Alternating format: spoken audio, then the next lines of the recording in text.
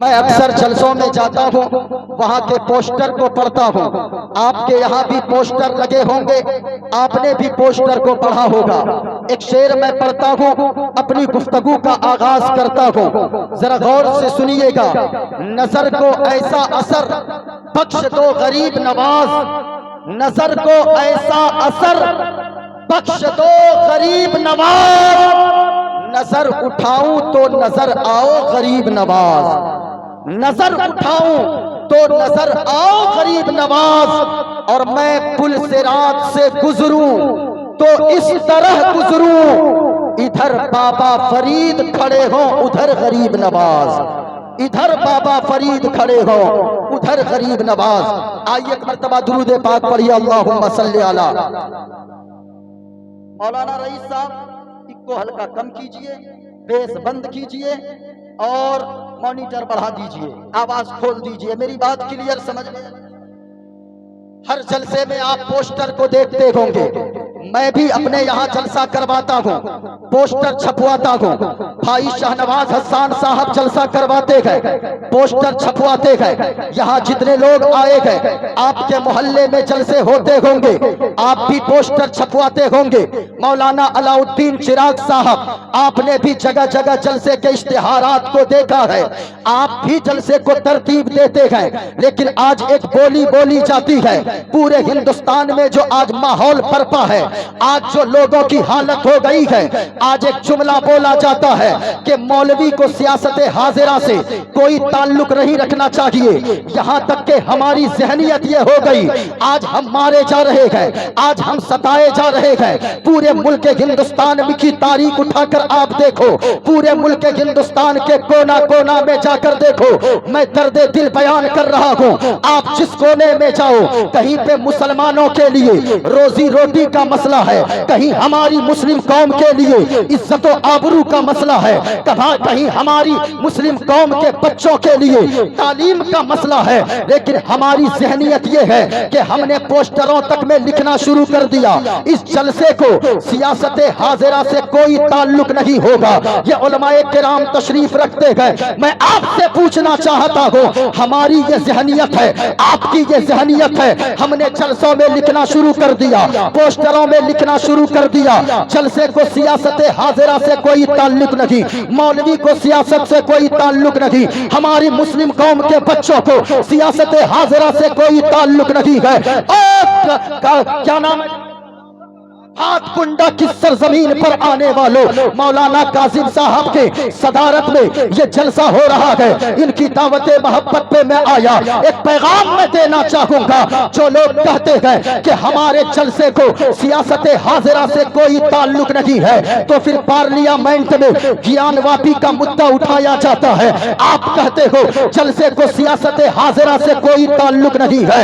3 طلاق کے خلاف قانون پاس کیا گیا، آپ کہتے ہو جلسے کو سیاست حاضرہ سے کوئی تعلق نہیں ہے، اور ہمارے قرآن کی شان میں گستاخیاں کی جاتی ہے، آپ کہتے ہو جلسے کو سیاست حاضرہ سے کوئی تعلق نہیں ہے، مصطفیٰ کی ناموس پہ حملے کیے جاتے ہیں، آپ کہتے ہو جلسے کو سیاست حاضرہ سے کوئی تعلق نہیں ہے۔ او انسان، یہ ہماری ذہنیت ہو گئی ہے، ہم کہتے ہیں ہماری محفلوں کو سیاست سے کوئی تعلق نہیں ہے، ہمارے جلوسوں کو سیاست حاضرہ سے کوئی تعلق نہیں ہے۔ لیکن آج کے جلسہ سیرت النبی کانفرنس میں آنے والے سنی مسلمانوں، یاد رکھنا، آپ بھول گئے اس تاریخ کو، آپ کہتے ہو مولوی کو جلسے سے سیاست حاضرہ سے کوئی تعلق نہیں ہے، آپ کو یاد نہیں ہے اسی ہندوستان کی دھرتی پر دلی کے پارلیمنٹ میں جب اندرا گاندھی کا زمانہ تھا، اندرا گاندھی کی حکومت کا دور تھا، اس وقت ایک قانون پاس کیا گیا کہ مسلمانوں کی نسبندی کر دی جائے، مسلمانوں کے بچوں کی نسبندی کر دی جائے، مسلمان کے مردوں کی نسبندی کی جائے۔ اس وقت کسی خانقاہ کا متولی نہیں اٹھا، کسی مدرسے کا سیکریٹری نہیں اٹھا، کسی کالج کا پروفیسر نہیں اٹھا، بلکہ اس وقت اٹھا تو مصطفیٰ کا غلام، نائب غوث اعظم، اور وہ اعلیٰ حضرت کا بیٹا، ہماری آن، ہماری جان، ہماری پہچان، ہماری شان، امام محمد رضا خان کا بیٹا بیٹا مصطفیٰ رضا خان اٹھا اور حکومت کی آنکھوں میں آنکھیں ڈال کر للکار کر کہا تھا، اے حکومت سن لے، جب تک اعلی حضرت کا بیٹا مصطفیٰ رضا زندہ رہے گا تیری حکومت کی تابوت میں آخری کیل تک ٹھوکتا رہے گا اور یہ بتاتا رہے گا ہم دشمنوں، ہم آتش شوزہ میں بھی حق بات کہیں گے، کندن کی طرح دہر میں تابندہ رہیں گے، اور تاریخ بتاتی ہے ہر دور ستم میں ہم زندہ تھے، زندہ ہے اور زندہ ہی رہیں گے۔ سبحان اللہ۔ آج ہماری ذہنیت ہو گئی، ہم نے پوسٹروں میں لکھنا شروع کر دیا، پارلیمنٹ میں کون بیٹھے گئے جن کو پیشاب کر کے استنجا کا طریقہ نہیں معلوم، جن کو مصطفیٰ کی ناموس نہیں معلوم، جن کو قرآن کی عظمت نہیں معلوم۔ لیکن یاد رکھیے گا اگر ہمارا ایک ایسا آدمی پارلیمنٹ کے اندر ہوگا جس کے سینے میں صدیق اکبر کی صدارت ہوگی، حضرت عمر کی عدالت ہوگی اور حضرت عثمان کی سخاوت ہوگی، حضرت مولا علی کی شجاعت ہوگی، امام حسین کی شہادت کا جذبہ ہوگا، وہ ببانگے دوہل کہے گا کہ او لوگوں سنو، جب علی کے غلام کی طاقت کا یہ عالم ہے تو علی جو شیر خدا ہے اس علی کی شجاعت اور بہادری کا عالم کیا ہوگا؟ جب ان کے گدا بھر دیتے گئے شاہان زمانہ کی جھولی، محتاج کا جب یہ عالم ہے مختار کا عالم کیا ہوگا؟ یہ آج ہماری ذہنیت ہے۔ ہم کہتے سیاست حاضرہ سے کوئی تعلق نہیں ہے، اگر سننا چاہتے ہو آپ جلسے میں آئے ہو، جلسے کو صرف تماشا بنا کر نہیں جانا ہے، کچھ باتیں سیکھ کر جاؤ، ہمارا اسلام کیا پیغام دیتا ہے، ہم مسلمان ہیں، کم سے کم اسلام کے پیغامات کو تو جاننا ضروری ہے۔ اگر تقریر سننے کا جگر رکھتے ہیں، سامنے سے لے کر وہاں تک، بائیں سے لے کر دائیں تک جتنے مرد بیٹھے ہیں، جتنے نوجوان بیٹھے ہیں، جتنے بچے بیٹھے ہیں، جو مرد ہیں پورا مجمع یہاں سے لے کر وہاں تک سننے کا شوق پیدا کرو، ہاتھوں کو فضاؤں میں لہرا کر بولو یا رسول اللہ، اس نیت سے بولے کوئی دیکھے نہ دیکھے مدینے والے مصطفیٰ ضرور دیکھ رہے گا، اور اونچی آواز میں پورا مجمع ہاتھوں کو لہرا کر بولو یا رسول اللہ، اور پیار سے بولو یا رسول اللہ۔ جلسے میں آئے ہو صاحبو، آج کا یہ جلسہ دارالعلوم مدرسہ، کیا نام ہے مدرسے کا؟ دارالعلوم عربیہ مصطفیہ نثار العلوم بھات کنڈا۔ آج آپ مدرسے اور مسجد کی صحن میں بیٹھے ہو، آپ جلسے میں آتے ہو، جس مدرسے کے ماتحت جلسہ ہو اس مدرسے کو آپ مضبوط کرو۔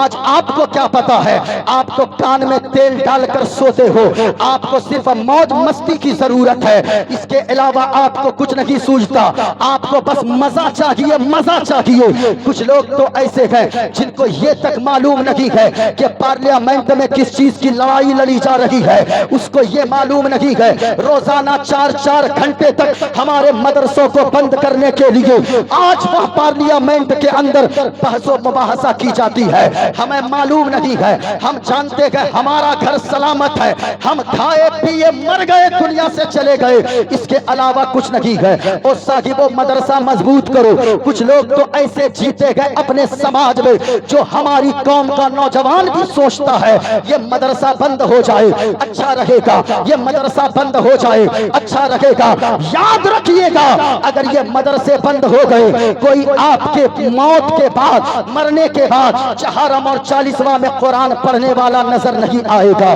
اپنے مدرسے کو مضبوط کیجئے، مدرسہ مضبوط ہوگا، اسلام مضبوط ہوگا، اسلام مضبوط ہوگا، ہماری قوم مسلم مضبوط ہو جائے گی۔ اس لیے جتنے لوگ آئے ہو اپنے مدرسے کے بچوں کے پڑھنے والوں کو عزت دو، جن کے بیٹے قرآن پڑھتے ہیں ان کو یہ سوچنا چاہیے پورے سماج کے لوگ اسے عزت ہے، یہ اپنے بیٹے کو اگر چاہتا ڈاکٹر بنا دیتا، یہ اگر اپنے بیٹے کو چاہتا ماسٹر بنا دیتا، اپنے بیٹے کو چاہتا انجینئر بنا دیتا، لیکن اگر آپ میں سے اگر کسی نے قرآن پڑھنے والے کو عزت نہ دیا، یہ علماء کی جماعت موجود ہے، ان علماء کے چہرے کو دیکھیں، یہ علماء آپ کیا سمجھتے ہو عالم بننا آسان نہیں ہوتا ہے، قاری بننا آسان نہیں ہوتا ہے۔ آپ ان علماء سے پوچھئے جب ایک مدرسے میں پڑھنے والا بچہ مدرسہ کھلتا ہے عید کی چھٹی کے بعد، جب ایک چھوٹا سا بچہ قرآن پڑھنے والا، قرآن حفظ کرنے والا، وہ چھوٹا سا 7-8 سال کا بچہ جب اپنی بوریا بستر باندھ کر مدرسے کا رخ کرتا ہے کہ ہم قرآن کا حافظ بننے جا رہے ہیں، تو یاد رکھیے گا باپ کا کلیجہ پھٹنے لگتا ہے، ماں کی ممتا دل ملا اٹھتی ہے، صبح سے گھر کی رونق الگ رہتی ہے۔ ماں کبھی چوڑا فرائی کرتی ہے، کبھی ماں وہ لاڑو بناتی ہے، کبھی ماں انڈا فرائی کرتی ہے، کبھی اس کی ماں موڑھی بھونجتی ہے۔ کس لیے؟ آج میرا بیٹا حافظ قرآن بننے جا رہا ہے، مصطفیٰ کی حدیث کو پڑھنے جا رہا ہے، عالم دین بننے جا رہا ہے۔ بہن کپڑے دھونے میں صبح سے لگی رہتی ہے، آج میرا بھائی قرآن پڑھنے مدرسہ جائے گا، اس کا بڑا بھائی وہ سامان کے انتظام کرنے میں لگا رہتا ہے۔ دوڑ کر بیوی آتی ہے، اپنے شوہر سے کہتی ہے اے میرے سرتاج، آج اپنا چھوٹا بیٹا مدرسہ پڑھنے جا رہا ہے، آج ان کے لیے ساری چیزوں کا تو انتظام آپ نے کر دیا، لیکن آپ نے صابن کا انتظام نہیں کیا، برش اور کولگیٹ کا انتظام نہ کیا۔ وہ اس کا باپ سائیکل پہ سوار ہوتا ہے، چوراہے پہ جاتا ہے، چوک پہ جاتا ہے، بازار جا کر صابن بھی لیتا ہے، برش اور کولگیٹ بھی لیتا ہے۔ جب وہ گھر آتا ہے سامان پیک ہو گیا، اب اس کی ماں بچے کی آنسو بہانے لگتی ہے، بہن الگ روتی ہے، باپ بھی آنسو بہاتا ہے، لیکن چپکے سے جا کر کونے میں آنسو کو پوچھ لیتا ہے۔ وہ جانتا ہے اگر آج میں روؤں گا تو گھر کے سارے لوگ رونے لگیں گے۔ اب وہ باپ ایسا نہیں ہے، اپنے بچے سے محبت نہیں کرتا ہے، بہت زیادہ محبت کرتا ہے، لیکن وہ آنسوؤں کو چھپاتا ہے۔ اپنے بچے کو مدرسے میں جب ڈال دیتا ہے جا کر، وہ جب باپ نکلنے لگتا ہے ان کے آنکھوں میں آنسوؤں کے سیلاب رہتے ہیں، پیچھے مڑ کر بیٹے کو نہیں دیکھتا ہے۔ اگر وہ بیٹے کو دیکھے گا، بیٹا اگر آنکھ میں آنسو دیکھ لیا، اس کا بیٹا حافظ قرآن نہیں بن پائے گا، اس کا بیٹا عالم دین نہیں بن پائے گا۔ لیکن او صاحبو، جب باپ روتا ہوا چلا جاتا ہے تو آپ جانتے ہو جب اس کا بیٹا مدرسے کی چٹائی پر بیٹھ کر دال اور روٹی کھا کر، وہ سبزی اور چاول کھا کر جب وہ حافظ قرآن بن جاتا ہے، عالم دین بن جاتا ہے، میدان محشر لگے گا، قیامت کا دن قائم ہوگا، میدان محشر سجے گا، سارے لوگوں کا حساب و کتاب ہوگا۔ دو لوگ ایسے ہوں گے جن کے سر پر تاج سجایا جائے گا، مرد عورت دونوں کے سر پر۔ فرشتے پوچھیں گے کہ اے لوگ پوچھیں گے او فرشتوں یہ بتاؤ یہ کون لوگ ہیں جن کے سر پہ چمکدار پگڑی رکھی گئی ہے، چمکدار تاج سجایا گیا ہے؟ کیا یہ امت کے نبی ہیں؟ کیا یہ ولی ہیں؟ یہ کون لوگ ہیں؟